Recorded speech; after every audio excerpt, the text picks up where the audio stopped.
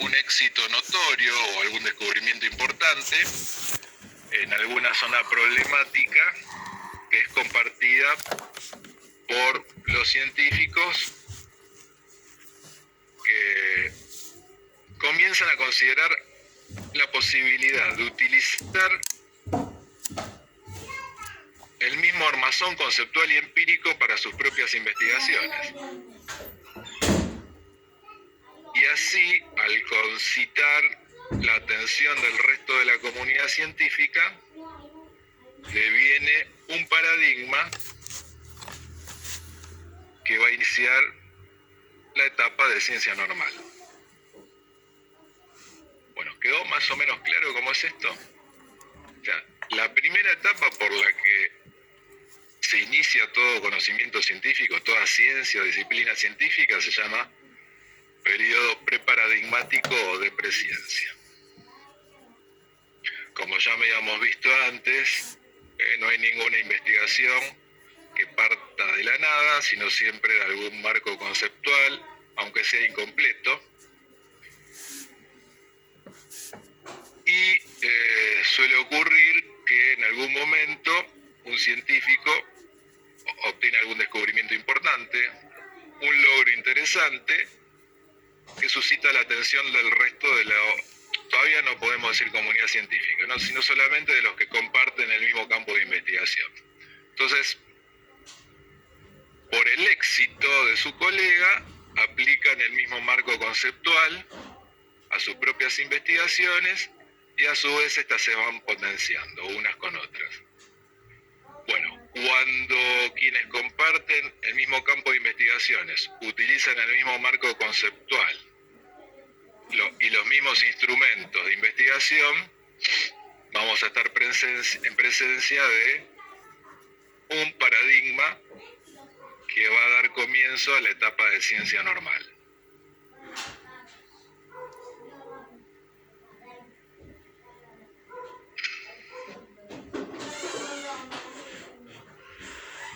Bueno, y acá también Kuhn habla de algunas diferencias con la tradición heredada o concepción clásica, y dice que una vez que ha sido formulada una teoría o una hipótesis, una vez que ha sido corroborada, lo único que queda hacer es intentar refutarla o acumular nuevo conocimiento sobre ella. En cambio, un paradigma es una estructura abierta, inacabada, que promete a quienes investigan bajo su marco conceptual éxitos similares a los ya alcanzados. O sea, es una promesa de futuras realizaciones, podríamos decir. Parece una campaña política para sumar votos. Es que tiene muchos... Kuhn utiliza mucha terminología política. Claro, bueno, todavía no llegamos, pero ¿por qué se da la adhesión al nuevo paradigma, no? Por los votos de la oposición, exactamente. Bueno, no exactamente, no es por los votos de la oposición, pero no es por cuestiones lógicas ni epistemológicas. Es una cuestión de la psicología de masas, dicen sus críticos. Bueno, cuando la comunidad científica se encuentra en posesión de un paradigma, dando comienzo a la etapa de ciencia normal, antes de comenzar a investigar, ya tiene resueltas algunas cuestiones. Es decir, ya conoce cuál es el ámbito de objetos a los cuales dirigir la investigación y cuáles son los métodos para ponerlo a prueba. Bueno, y esto no se sabe de manera netamente discursiva, sino sabemos que resulta de esta manera, dice Kuhn, por los ejemplos paradigmáticos.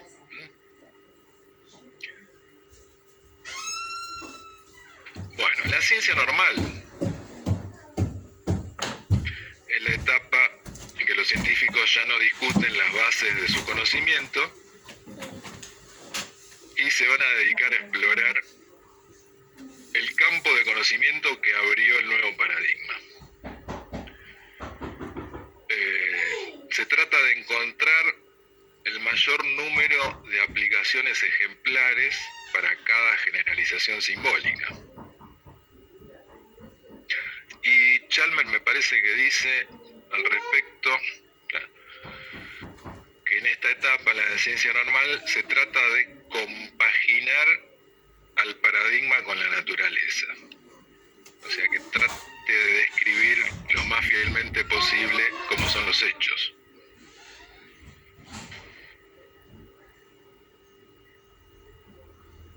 Bueno, otra cuestión importante que sucede durante la etapa de ciencia normal es lo que Kuhn llama la resolución de rompecabezas o enigmas, que son los interrogantes que plantea un paradigma. Estos enigmas pueden ser de índole teórica, como diferentes reformulaciones de leyes especiales, o pueden ser rompecabezas de tipo empírico,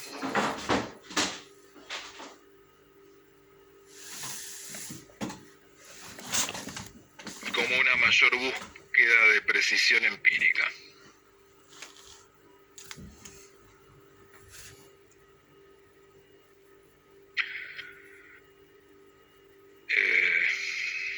El avance científico durante la etapa de ciencia normal podríamos decir que sería de tipo acumulativo. O sea, se trata de resolver cada vez una mayor cantidad de enigmas. Se trata de tratar de encontrar la mayor cantidad de aplicaciones ejemplares para cada generalización simbólica. Bueno, hasta que en algún momento esto empieza a fallar. O sea, cuando el paradigma trata de profundizar en la investigación de la realidad, pueden suceder tres cosas. Que aparezcan aplicaciones que deberían ser explicadas mediante leyes especiales y, a pesar del empeño de la comunidad científica, no se logra.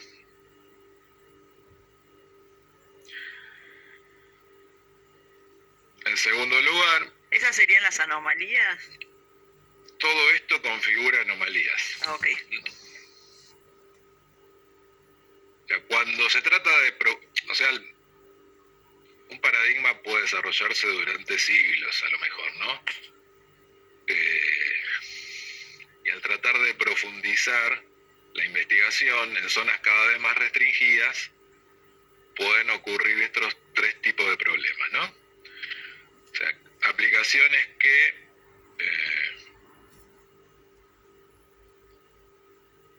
tratan de ser explicadas mediante leyes especiales y la comunidad científica no lo consigue, enigmas que no logran ser solucionados, y un enigma que no logra ser solucionado se convierte en un problema.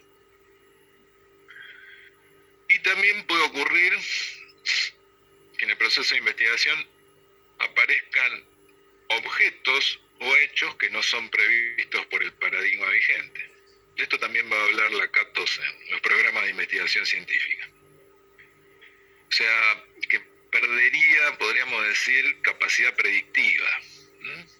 Aparecen objetos no esperados o hechos inesperados, que el paradigma no los puede explicar.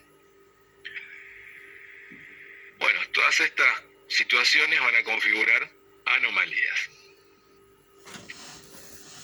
1, 2, 3, 10 anomalías no constituyen un peligro para el paradigma vigente.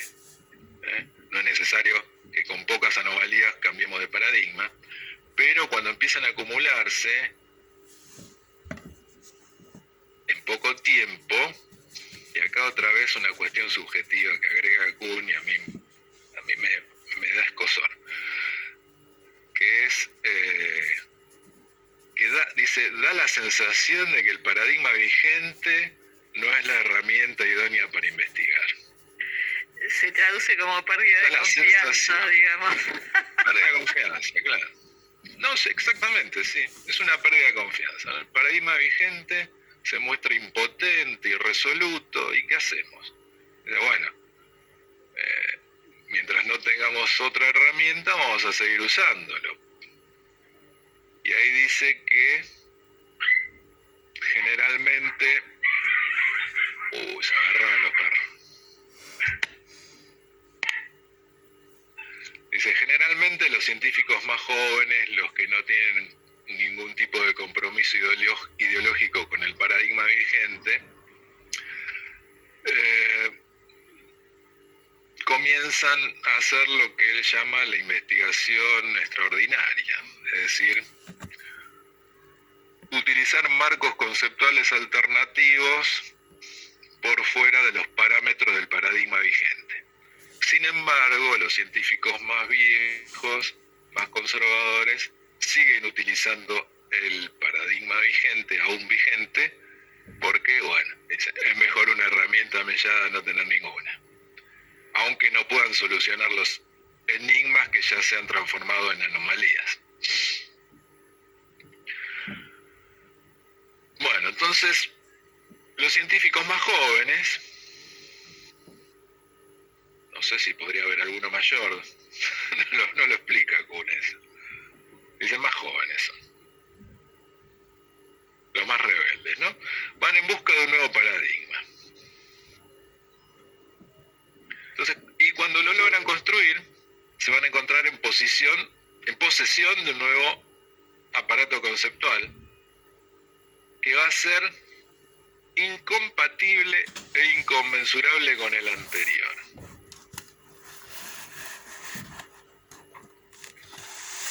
Que intentará resolver los problemas que el viejo paradigma no pudo,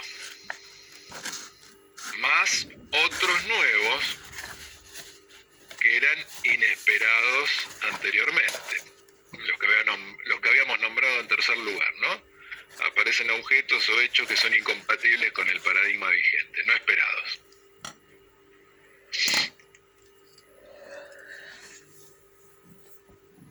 Y bueno, entonces, a partir de la investigación extraordinaria, en algunas ocasiones, se va constituyendo alrededor de ella el nuevo paradigma.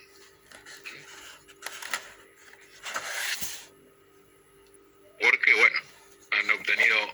Esto es algo similar, esta parte es similar a la etapa de presciencia, ¿no? Estos científicos, a partir de la investigación extraordinaria, obtienen algún éxito importante, un descubrimiento llamativo.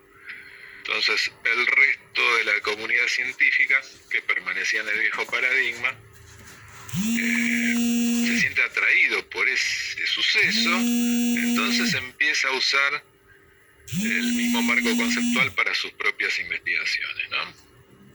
Entonces, cuando la mayoría lo adopta, la mayoría de la comunidad científica lo adopta, podemos decir que estamos en presencia de un nuevo paradigma que viene a reemplazar al anterior. ¿Y qué habrá sucedido entonces en ese momento a partir de la investigación extraordinaria? El nuevo paradigma que reemplaza al anterior va a ser inconmensurable e incompatible respecto al anterior. Y se habrá producido una revolución científica. Y el término revolución científica también Kuhn lo toma en obvia analogía con las revoluciones políticas, ¿no? Él da el ejemplo de la Revolución Francesa y la Revolución Rusa, que ocurren porque las autoridades ya no podían solucionar las demandas de la comunidad. Entonces son reemplazadas por unas nuevas. O sea, en Francia la monarquía es reemplazada por la república, y en la Rusia de los zares la monarquía zarista es reemplazada por los soviets.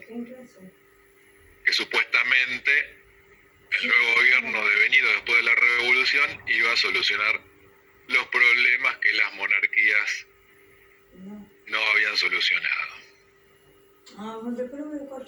Y entonces ahí el progreso de la ciencia, ¿cómo sería? Porque era acumulativo dentro del paradigma, pero cuando cambiamos de paradigma... Claro, esto está bien la observación, porque esta observación viene a cuento de que, habíamos dicho al principio, la postura de Kuhn no es normativa, sino descriptiva, ¿no?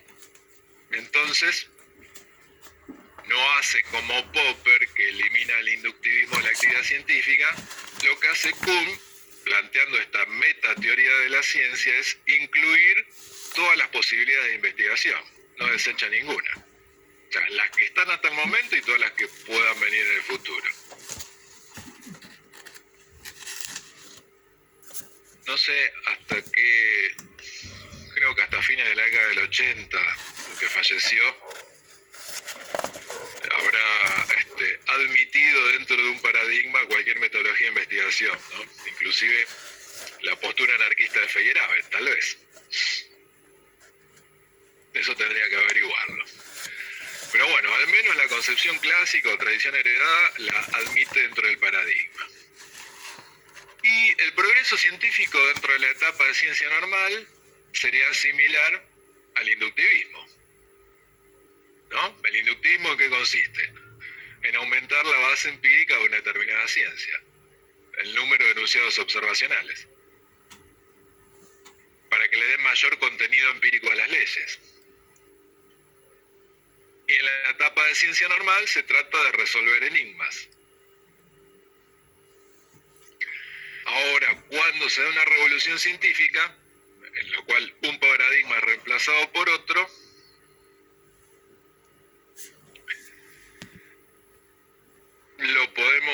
podemos hacer la analogía con la concepción falsacionista de Popper, cuando una teoría es reemplazada por una nueva. Entonces, el paradigma sería, en la etapa de ciencia normal, progreso acumulativo. Y en la etapa de revolución científica, rupturista.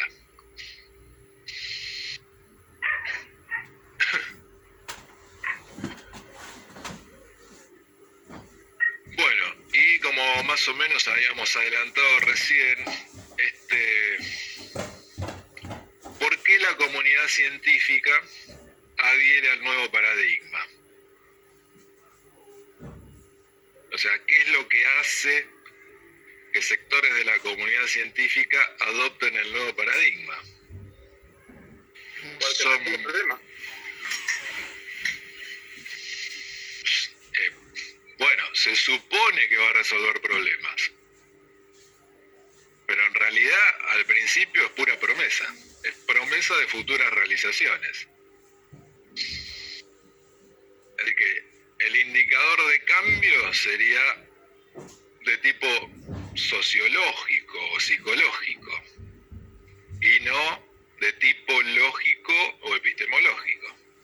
Entonces, la comunidad científica adhiere al nuevo paradigma por cuestiones de índole psicológicas o sociológicas. Sus críticos van a decir que esta adhesión es una cuestión propia de la psicología de masas, ¿no? Allí donde va uno, que fue exitoso, bueno, los demás no tienen nada que perder y lo siguen. Mera confianza ciega, José, y confianza en el paradigma porque promete. El paradigma ya nos dice qué es lo que debemos investigar y cómo. Y ya tiene asegurada de antemano la resolución de los problemas. Entonces lo único que tienen que hacer los científicos durante el desarrollo del paradigma en la etapa de ciencia normal es tratar de resolverlos más rápidos y mejor. O sea, la competencia entre ellos pasa por ese lado. Pero ya tienen asegurado de antemano que lo van a resolver.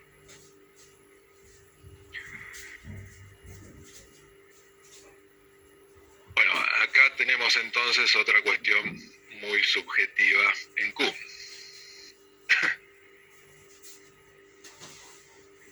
Bueno, ¿pueden convivir dos paradigmas al mismo tiempo? ¿Puede haber dos tradiciones de investigación diferentes a la vez?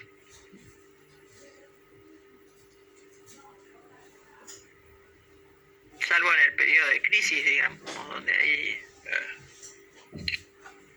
Sí, en el breve periodo de crisis, cuando se lleva a cabo la investigación extraordinaria, aunque todavía no esté constituido el nuevo paradigma, no se haya llevado a cabo la revolución científica, podemos decir que hay una tradición de investigación en decadencia, que es el paradigma que va a ser dejado de lado, y comienza el nuevo. Es un breve periodo que podría haber dos investigaciones a la vez. Pero dos paradigmas desarrollados al mismo tiempo, según Kuhn, no puede haber. Bueno, totalmente diferente a lo que plantea Lakatos, que dice que puede haber dos o más programas de investigación científica al mismo tiempo. Pero no son lo mismo que un paradigma. No son. Para nada.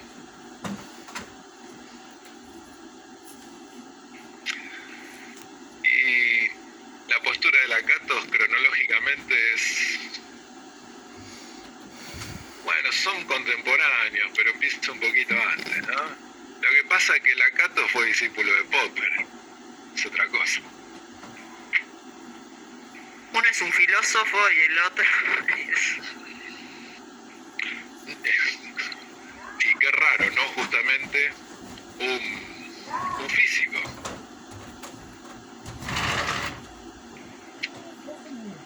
Profe, perdón, Debe haber quedado seducido por el lenguaje de los psicólogos. Sí. Usted dijo recién que según Kuhn no puede haber dos paradigmas a la vez, pero a su vez planteó el tema que durante la crisis sí pueden haber. O sea, No, Kuhn no reconoce. No es sí, pero no.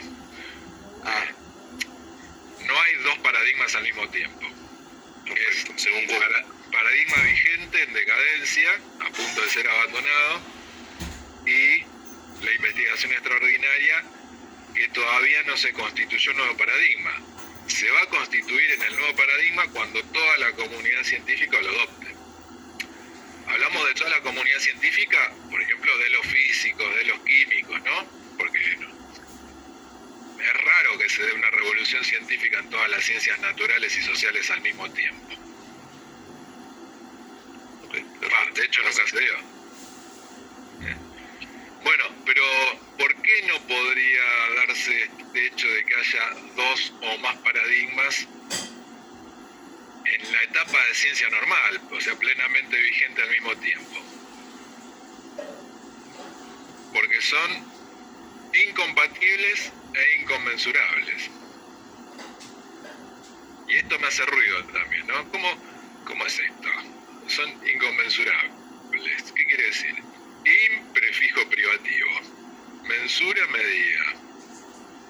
O sea que no se los puede medir, no se los puede evaluar, o no habría un patrón de medida común que nos permita decidir que uno es mejor que otro. Entonces ya de antemano, si sabemos que son inconmensurables, no van a ser incompatibles. Van a ser incompatibles justamente.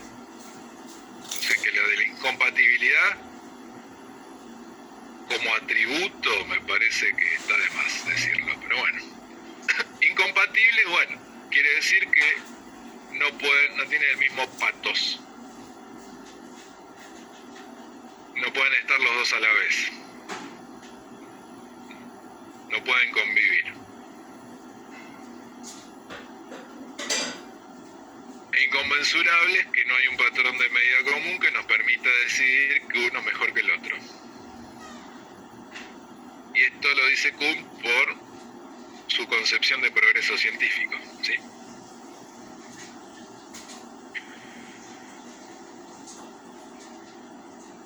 Entonces, cuando Kuhn habla de inconmensurabilidad, quiere decir que es imposible encontrar un patrón de medida común o neutral que permita decidir entre uno y otro. En cambio, para la concepción clásica, había una regla común entre las diferentes teorías. Y esta regla común es la que nos otorga el lenguaje observacional.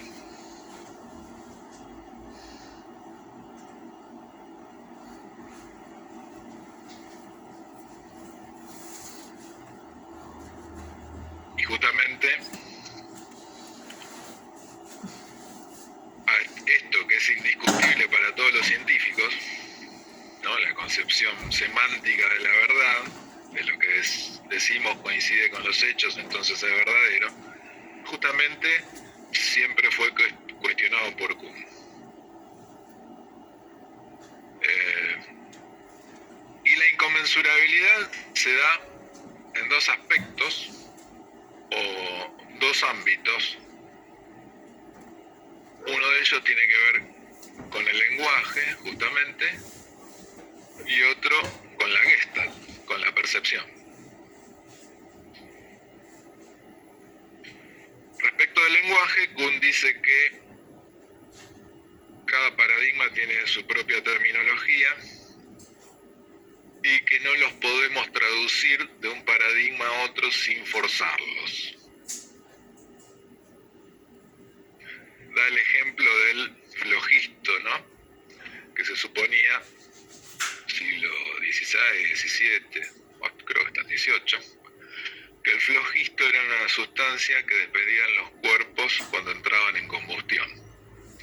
Entonces, después del Lavoisier, cambió el paradigma y ¿qué podríamos decir del oxígeno, que es el elemento necesario para la combustión, que es aire desflogistizado? Nada que ver. O lo que vimos, ¿no? La diferencia entre animalículo y microorganismo. O sea, ¿no estamos refiriendo a lo mismo cuando decimos animalículo o microorganismo? Aparentemente sí, pero no es lo mismo. O sea, no podemos traducir el término animalículo y que se corresponda con microorganismo, porque son cosas diferentes. Uno nace por generación espontánea, se supone, y el otro no nace por generación espontánea y está en el aire y provoca la descomposición de la materia orgánica. Y es el causante de las enfermedades. Y después, la inconmensurabilidad también se da en el ámbito de lo perceptual. Quiere decir que cada paradigma posee su propia estructura perceptiva, su propia Gestalt.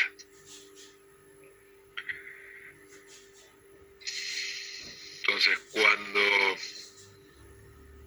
quienes sostienen y dirigen su mirada a un objeto y piensan que ven lo mismo, en realidad están viendo cosas diferentes, porque cambia la Gestalt, cambia la percepción de la realidad. Usando una figura metafórica, podemos decir que un paradigma son los anteojos, los cristales con los que vemos la realidad en una determinada época.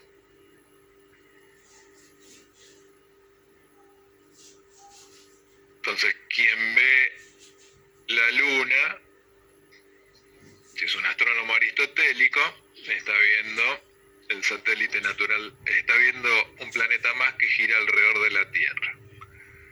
Y después de Copérnico y Galileo, está viendo el satélite natural de la Tierra.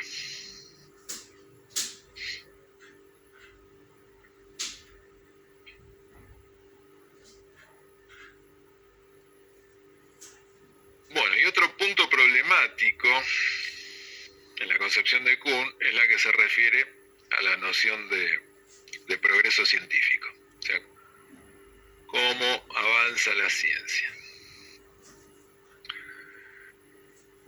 Para la concepción clásica, la ciencia progresa perfeccionando sus afirmaciones, hasta que lleguen, por aproximaciones sucesivas, podríamos decir por conjeturas y refutaciones, a la manera de Popper, a aproximarse a la verdad, a que describan exactamente lo que sucede en el mundo. Bueno, esta es la concepción aristotélica o semántica de la verdad, o sea, la adequatio mentis cum re, o sea, adecuación de la mente con la cosa, adecuación de lo que decimos con los hechos. Es un ideal inalcanzable, obviamente, pero funciona, como dije el otro día, como idea regulativa, ¿no? Como el motor que hace funcionar a la ciencia.